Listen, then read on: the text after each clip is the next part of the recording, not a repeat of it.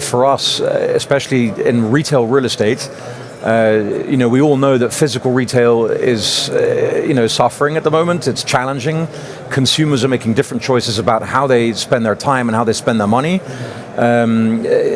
E-commerce is seen as a threat.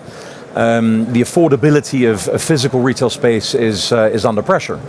However, you also see a very clear polarization between those locations that are clearly winning and those that are losing. And obviously, as an investor, we want to be involved in the places that are winning.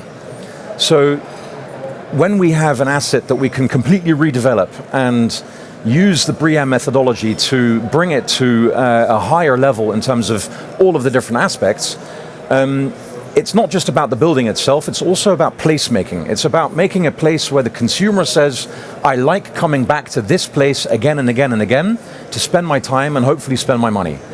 And I think it is the holistic picture of making and creating places where people want to be, want to spend time.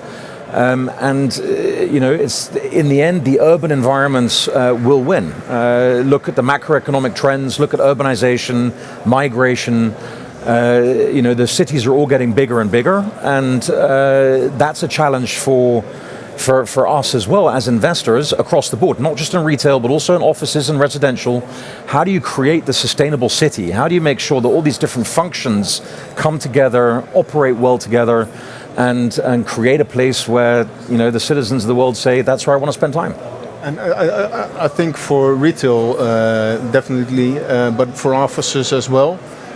And next, in addition to sustainability, there are also the changes in technology, the electric cars, but also what does it do for parking, and how do people work, where do they want to work, etc.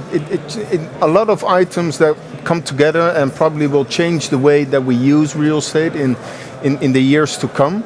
And I think we will need to get in a modus on certain aspects that we need to adapt continuously. And I think that is one of the challenges that we have ahead of us.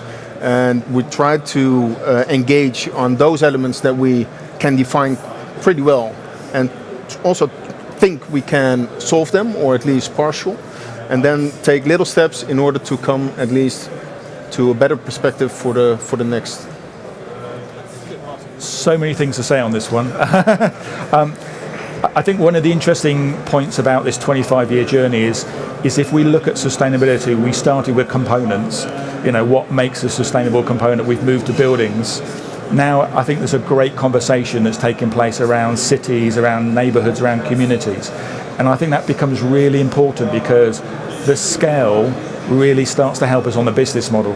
As Clemens has rightly said, it helps us in terms of, have I got a good infrastructure? Is my network, my CHP network, maybe better delivered at a neighbourhood level than a building level? So you start to see the business model changing when you start to look at different scales.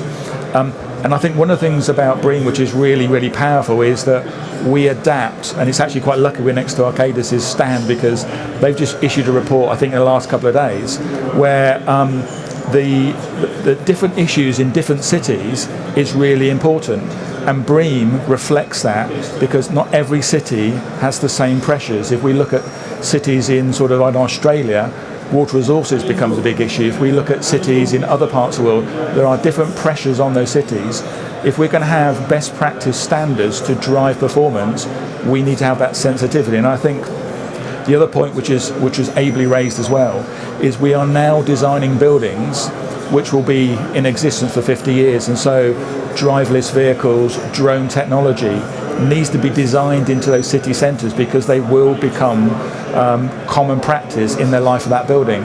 And that's why it becomes exciting, because that type of technology, that type of thinking is with us. And actually the way we design our buildings needs to be sensitive to that.